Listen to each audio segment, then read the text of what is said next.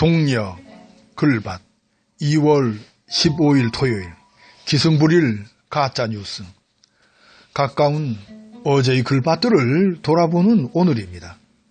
2월 11일에 총선 승리 하늘이 준 기회 셋이라는 제목을 시작으로 2월 12일에는 총선 승리 그 된 마음이라는 제목으로 2월 13일에는 이길 일만 남은 총선이라는 제목으로 어제인 2월 14일에는 수국골통예의 총선이라는 제목으로 글밭을 일구었지요.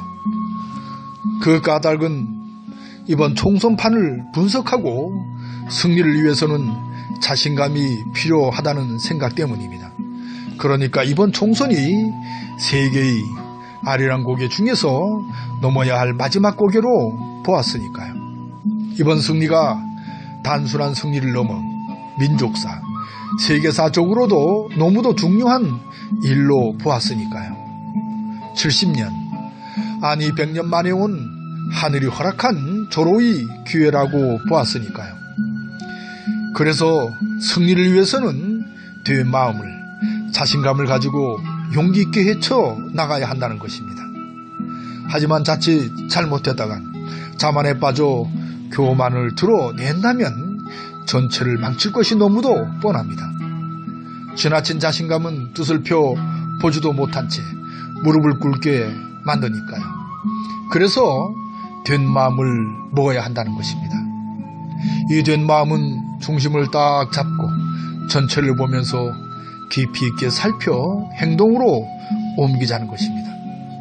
신중에 신중을 기하면서 착착 다음과 그 다음으로 우리들의 슬기를 실행해 가자는 것입니다. 미리 점쳐 길목을 차단하여 저들의 마지막 숨통을 끊어야 합니다.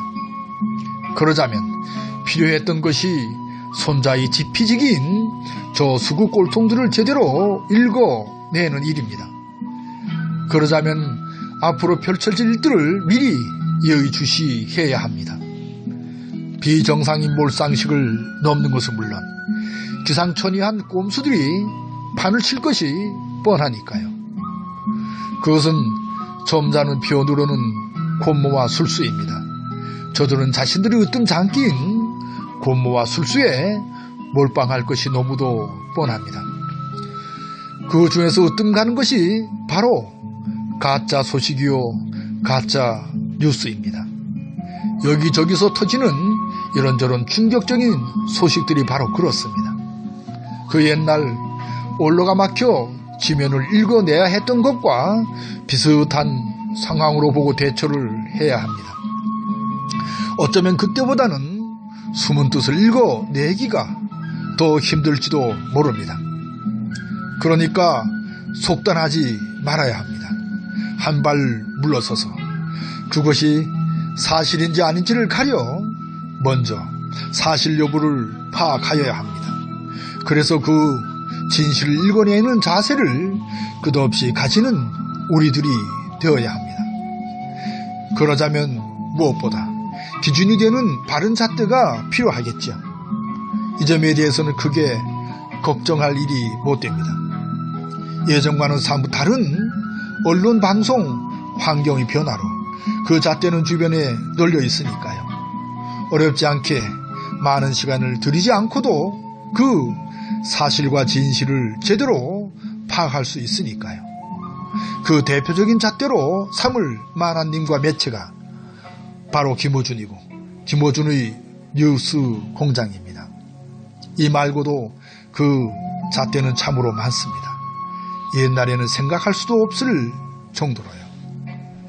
그래서 이긴 싸움을 싸워 투표혁명으로 촛불혁명을 마무리 짓자고 했던 것입니다. 토요일 새벽은 벌써 아침에 닿았네요. 오늘도 그저 고마움뿐입니다.